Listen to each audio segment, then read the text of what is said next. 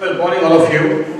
My name is Ahmed Baig, and I'm the co-founder of CISO Connect, which is a global platform for the security executives around the world. I was probably introduced in a very different way before. The alphabets that were repeated after my name are basically some of the certifications that I have. So I would also give an opportunity to the other panelists to introduce themselves and briefly also state about what kind of cybersecurity impact they would see in terms of the smart cities. And then I'll start with my questions regarding the smart city and its impact on the cybersecurity. Yes, first, good morning. My name is Jorge Sebastiao. It's a pleasure to be here. I'm an ICT expert within Huawei and I've been in the region for about 21 years. And obviously, many areas that I cover, but primarily ICT, architecture, cybersecurity, IoT, and quite a few others. And obviously, I think the challenges that we're referring here today, and have been slightly addressed by some of the earlier presenters, is that in the context of a smart, safe city, we have a much larger footprint of things that we're trying to connect together. So we have a much more complex network. So anytime we introduce complexity and a large footprint, obviously we increase the operational risk associated with it. So we need to have the necessary measures to control risk within that environment.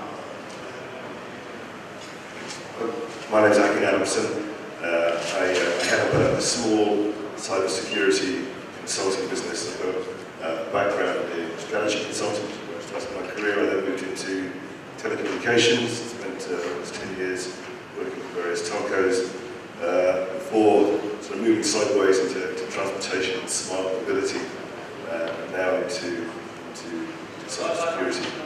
I think, from my perspective, one of the interesting things about smart cities, smart technologies, and I'll talk a little bit more about this tomorrow, presenting tomorrow, is less about the technology. There's an awful lot of discussion about technology, connectivity, applications, sensors, but in fact, what's talked about a lot less, and I'm very pleased to see this mentioned a couple of times this morning already, is the people aspect of some smart environments, smart technologies, smart cities.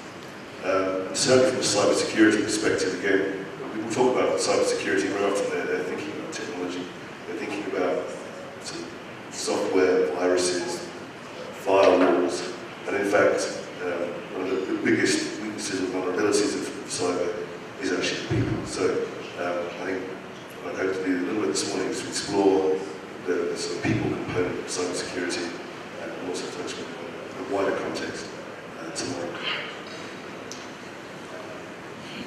Well, picking on the presentations that were done before this panel, we had a very interesting presentation from Cisco, Etisalat, as well as IBM, and they all emphasized the importance of smart cities and the way they're being taken up by governments across the world. There's a huge investment that is being done in smart cities. Now, our smart cities require a lot of a different attitude by the people who are using it, because very simply the smart cities take the cybersecurity to a different level, because it's no more about the data security alone, it's also about the safety of people when it comes to smart cities, because this is where the convergence of cyber and the physical world takes place. Because the moment you connect a IoT device or an industrial IoT device to a city-wide network, you're actually connecting the cyber world to the physical world. So the impact that happens on the cyber world also impacts the actual physical world. For instance, if somebody manages to hack a traffic signal, the attack does enter into the physical world then. So my question to the panelists is, how exactly do you think vendors are responding to the convergence of cyber and the physical world, especially because there is some amount of inherent security that is expected by the users? I think there is a lot of work that is being done in the area associated with cyber safety. Obviously, if we we go back quite a number of years, I think the integration of logical, what we sometimes refer to as data or information security and physical security, has become extremely important. So as we integrate those two, cyber actually brings that into context. As I mentioned, when we go to a smart city context, we increase substantially the footprint or the areas of potential risk. So in order to do that, you need to have a proper risk management approach to be able to address this in the most practical way. But I do agree also with my colleague in the sense that not only the technological aspect is important, but also the human aspect. Actually, when we look at security today, it's really about three primary elements, and it's always been those: people, process, and technology. When we talk about technology, I think we understand it and we know what needs to be done mechanically. When we talk about process, it's a little bit more difficult because process is actually a bit like the army. It's about discipline. It's the things that you must do regularly, time and time again, in order for security to actually take, you call it the operational aspects of security. When we talk about the user, well, it's a little bit more difficult because we have different types of users. You can have what you can call the internal users, which have knowledge about the system and actually can do substantial amount of damage by the knowledge they have. Sometimes called this rogue users with potential risks they can bring. But you also have what we sometimes call the clueless users, which is the average user that when they do an action, they don't always understand the impacts of the actions they take. But I still believe in this context that probably 60 to 70% of the risks are obviously contributed by the users, not by the technology or by the process. The good news is that obviously there's been a lot of innovation on the technology side, as well by introduction of things like blockchain, command and control center, big data for security to help to enhance a lot of these aspects from the technology. From the user, it's a little bit more difficult because you have to build awareness programs, you have to build capabilities that transform behavior. And obviously changing behavior takes time and it's extremely difficult to do. Thank you. I think I'd echo many of those thoughts. I just made a couple of notes. We do quite a lot of work in the oil and gas sector, and of course in this region that represents some critical infrastructure.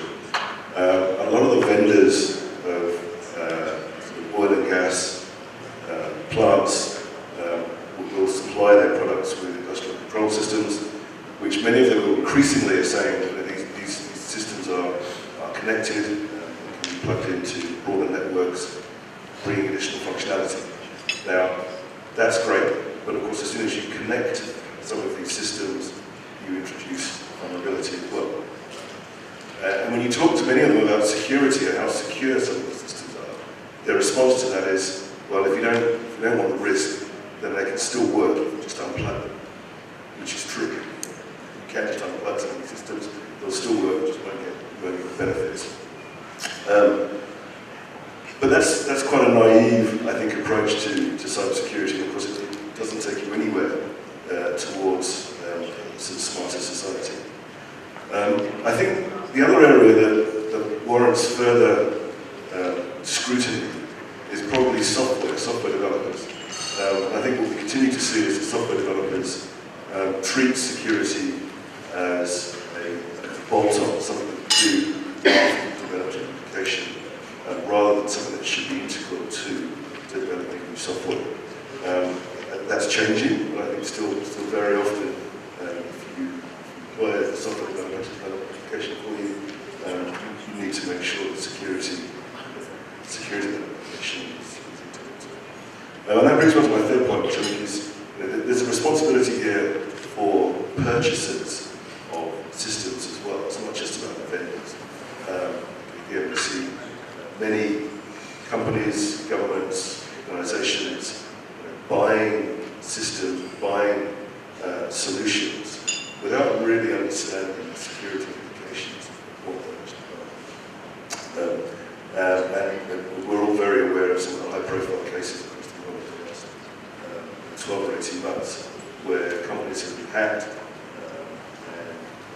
quite substantial damage has been done. The senior executives have lost their jobs, really because they didn't have the right idea as to what they were buying and how to configure it. So I think yes, vendors, both hardware and software, want to play, but I think purchasing by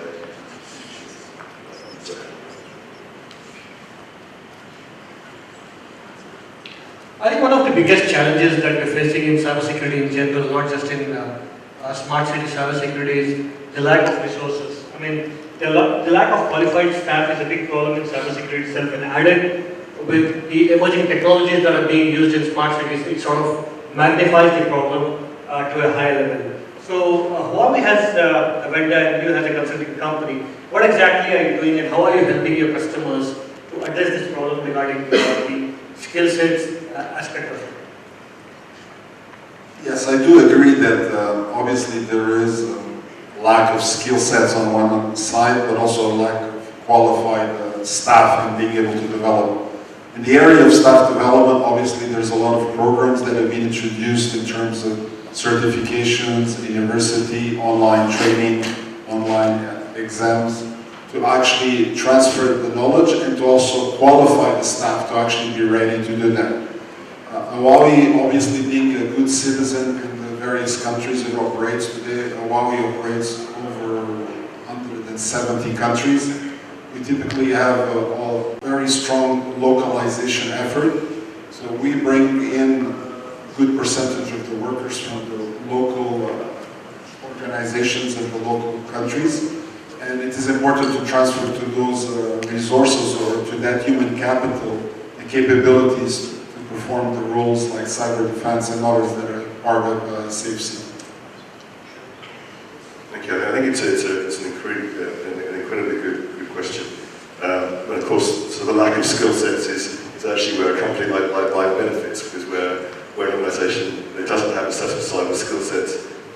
They're on the bench, and it's a good market for us to deploy. But I think I'd like to sort of broaden that question as well into two parts. One is awareness, and one is actual sort of cyber skills.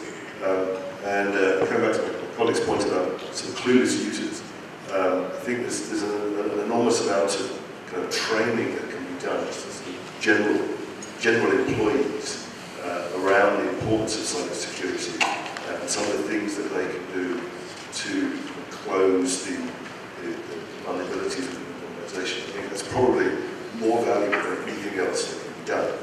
Now, of course, there are very specific cyber skills that are required, and I agree those are at a premium right now. I think the challenge that the industry faces, of course, is that it's a very fast-moving environment and skills quickly become outdated. So, when I'm talking to the members of my team, they're continuously on about how they can keep their knowledge, keep their skills current and up to date. But I think that's actually a big problem in a region like this, where you have a large transient workforce who isn't going to live here for 10, 20 years, it's here for 2, 3, 4, 5 year contracts, and therefore doesn't necessarily get the kind of training or the upskilling that you get in other markets. So I think, particularly in this region, the currency of skill sets is certainly a big issue to address. I would like to maybe add just one other small important aspect about the skill set. I think the skill set, in order to be able to be addressed successfully, needs to be addressed at 3 levels. Usually there's a term that was many years ago called SETA. It stands for Security, Education, Training and Awareness. And I think if you build this in 3 pillars, then you can have a successful approach towards developing the required skill sets and security. When I talk about education, that really means the schools, colleges, etc., need to deliver the right skill sets. So cybersecurity needs to be introduced correctly on the various programs for accreditation and certification to actually deliver the right candidates so that organizations, cities, or vendors can use them properly. The second one is called training. I think training plays an important role because once you finish your education programs, you need to develop skill sets that are more technology, product, or vendor specific. So the vendors then develop further these capabilities by introducing either vendor specific or API specific technology knowledge. And the last one is obviously awareness, which is geared towards the end users. And these are much shorter programs, much more practical programs that deliver the basic skills for the users. And I think this one requires a very constant refresh, because the types of attacks and the nature of the attacks that are possible today changes on a daily-by-daily basis. So you need to have a mechanism to deliver this information and this news in a very dynamic way, sometimes through screensavers, emails, bulletin board systems, or others, in order to achieve the right objectives. The organizational digital transformation that's happening everywhere sort of is giving a unique opportunity to the IT as well as the security executives to reach out to the management. Now you have organizations or what I call as the external partners, business partners.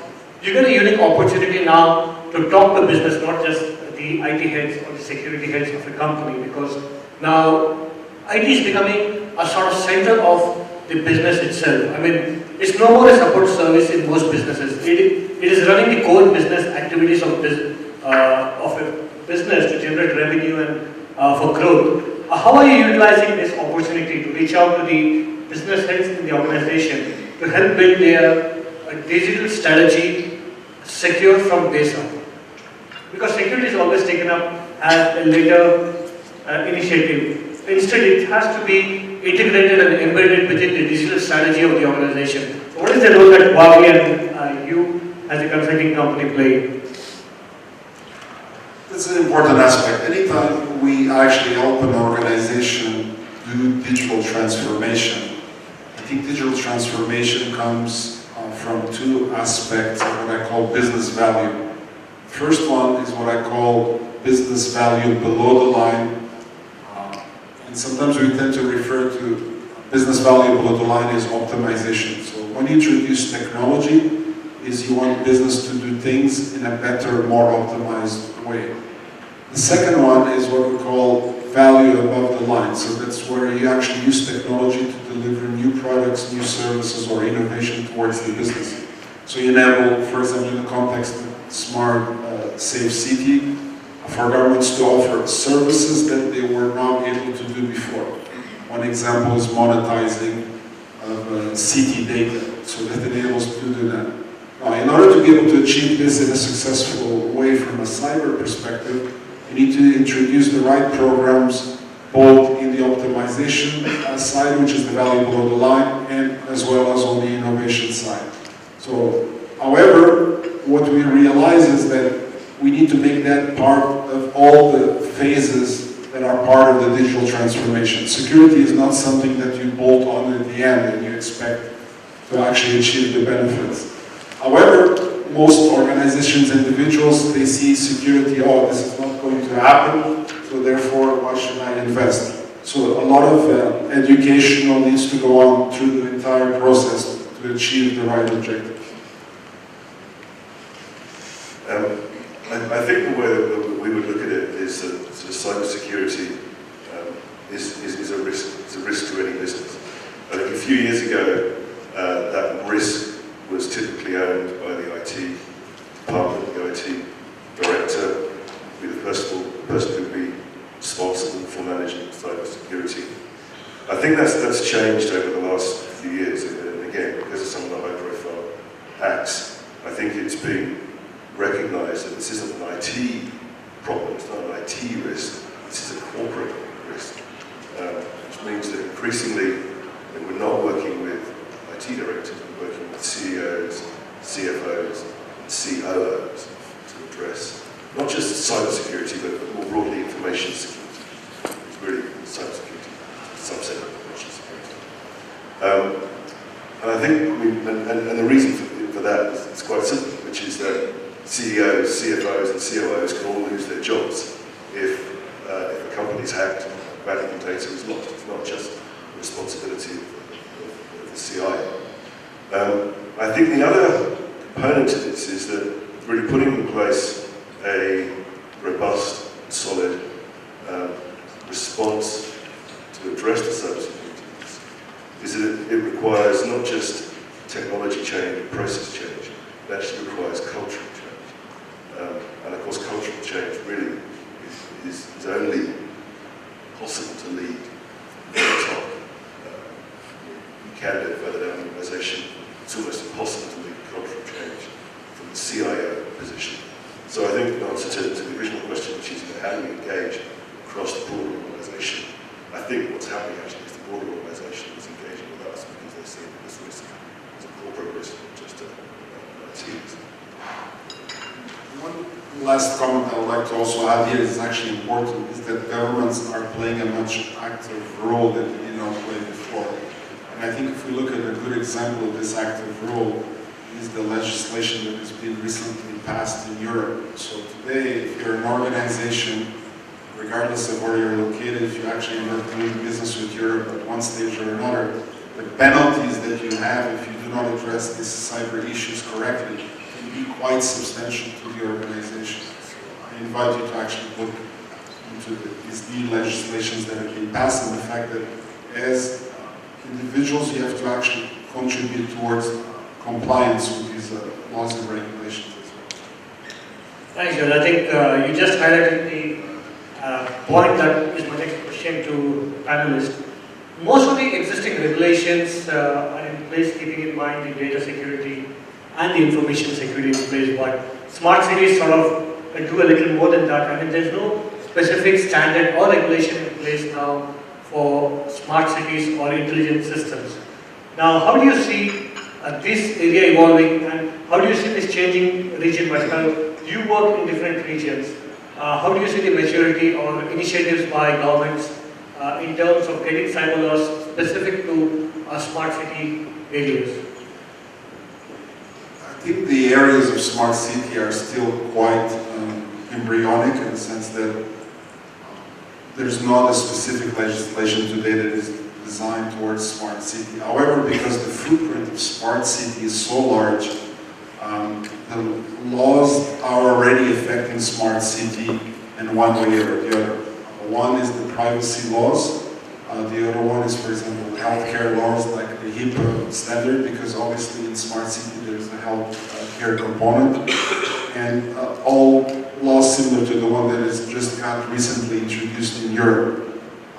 However, because technology obviously moves extremely fast, laws tend to lag behind, usually somewhere between 3 to 5 years at least, before they actually reach the level of maturity in which they're applicable, the technological evolutions that actually take place. So I think the legislation needs to keep pace a little bit more, but it's always going to lag behind somehow. Thank you. I think, again, I absolutely agree. I don't think that the legislation is going to be the thing that improves cybersecurity in the smart city space. Just the governments and the legal process just takes too long, especially in an environment where change is so rapid.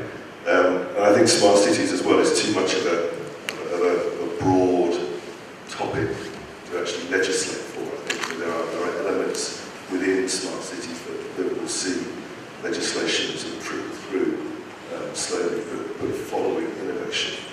I actually think probably that the biggest driver for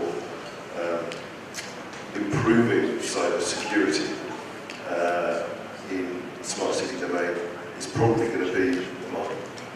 As I said earlier, it'll be people like you that wanting to differentiate themselves as smart city services or applications, and making sure that security is a differentiator in those products and services. People will find them more attractive if they're secure. And likewise, if you're buying smart city products and services, actually asking the right questions around how secure each product or service actually is. And those that treat security seriously, build it in up front, will be the ones that I think will succeed over term. The ones that don't will be vulnerable. They're the ones that we have. They're the ones that are exposed. That's what we're able to provide in terms of. One approach that I'd like to maybe change a little bit the course of people's mentality is that sometimes Dubai tends to do things a little bit different than everybody else. If you look at some legislation that was passed recently in the Emirates, was actually an open data law, which is kind of the reverse of security sales, in the sense that actually it's forcing business to share their information rather than to keep it private. So I think this is maybe an interesting approach to have a look at it. I think it's, before I get into that, I think I would like to go back to the point that you stated. I totally agree. Compliance is never equivalent to security. Just by complying to some regulation or standard, it doesn't guarantee that you're the most secure or you're secure from your competitor or any other organization. But what is more important and what you will see in the future typically is you'll never see, again, a cyber law which is for a smart city. It could be on vertical basis. Coming back to the point of healthcare that you stated, you would see more vertical laws that are related to a particular industry and the use of smart technologies in that industry. So that is what you would see probably from the regulatory framework point of view. But what is more important is also the safety that would come in picture, because when it comes to cyber physical systems, you're not just talking about data and information anymore. Like for instance, if let's say an autonomous car gets into an accident, the question here is, whom would you hold liable? The driver, the car manufacturing company, or the software programmer who wrote the program? I mean, these are the questions that you would still have no answers for, and I don't think we have answers here by ourselves. Before I conclude the session, I would like to give a chance to the audience to ask questions if you have any for the panelists or me. That's fine. I think I should throw my voice. Yeah, sure. Just curious, because there's a movement, if you look at Europe, for instance, they're considering introducing a label whereby basically you certify each and every connected device which you're going to deploy all across Europe. So, while I tend to disagree a bit on the legislation part, I agree that just having a stamp perhaps is not enough for security needs, but I think it also contributes to the education part as well, because once you do have a regulation in place, at least something strikes in your brain when you're actually about to deploy something. Coming back to the label part, because the way, as you've mentioned, as some of the other colleagues over here have mentioned, it's adopting a lot of new technology at a fairly feverish pace, I would say. Don't you think that Dubai as well could actually use something like security label specifically and specially for critical infrastructure projects where you are actually connecting different things? And if I take a very trivial example, smart meters, for example. I know it's a very small part of the larger energy system, but what do you gentlemen feel? Shouldn't there be some sort of a label in place for UAE or GCC at large, which ensures that minimum level of security for those connected devices which are being deployed in the field? Thank you. I think before I hand over, I just want to bring up what PRI does. Every device that is used here in UAE is actually vetted and a sort of labeled by PRI before you introduce that into the market. But I still want to give opportunity to I think there is a good work being done in the region, exactly for the things that you mentioned about. And this work is actually specifically being done in what we call critical infrastructure systems. So what do we mean here by critical infrastructure? It actually varies a lot, but you can say that critical infrastructure today is classified in about 12 different areas, including, for example, financial systems, electrical, water supply, transport, just to name a few. So labs have been created in which the tools that are being deployed into these systems will be tested. There will be a label put against them in terms of validating the safety or minimal acceptance of safety for those devices. And only the devices that meet that criteria. And when I say the devices, it's not just the devices themselves. These elements of the network that will actually participate along with these devices as well. Thank you. Again, I think that what you described, yes, you're right, is being put in place in different markets around the world. It will have a benefit. But I think that the type of structure that you're describing is one major, it's a flaw, but the downside, which is that it will only ever set minimum standards of security. So yes, it might stop or might discourage people from buying products that are inherently insecure, but will it drive improved security for sort of more advanced products? I don't think that's what the scheme does that. I'll give you a parallel in the automotive industry, where most countries around the world have minimum standards for vehicle safety. So you can't stop a car unless it's gone, or maybe it's brakes or whatever it is. Those are minimum standards. So that's what the government says. We're very positive of that. But of course, automotive manufacturers can go much further, employ many sophisticated safety systems in cars, which go well beyond that minimum specification. A lot of them don't. Some of them do. Some of them do because they see that it gives them a differentiation in the marketplace, and they can actually sell those cars much safer. So I think, yes, the minimum standards work, but actually what we want to try and do is encourage people to go well beyond that and encourage systems of solution, hardware and software producers to actually make the systems even more secure and use that as a Actually, I find the car analogy extremely funny and extremely useful because I remember the first time I arrived in the Middle East a little bit over 20 years ago, and I obviously visited pretty much every country from here to Pakistan and India. And I remember at the time arriving in Pakistan to speak at the bankers for cybersecurity. I arrive at the airport, I sit in the car, coming from Canada, my first reaction was like this. Then I turn to my driver and says, "Where is the seatbelt?" The guy looks at me, "Optional." Okay, so it was 20 plus years ago. So what it really means at the time, the seatbelt, which suddenly cost me $1, $5 maximum, was an optional device. Most of you probably actually drove here today in a quite sophisticated car. Maybe there's not only a seatbelt, there's an airbag, it's traction control, ABS, and maybe even collision avoidance system. That means the car brakes in case you fall asleep or you doze or you drive too close to the other one. But I think one is even more important than that, which is getting back to the user aspect. Even if you have all these systems working together, the car is extremely sophisticated, you can still manage to kill yourself. And the simple reason for that is that if you're reckless about your approach towards driving, no matter how sophisticated a car and how many of these systems actually collaborating together, it will not necessarily drive you the safety that you expect.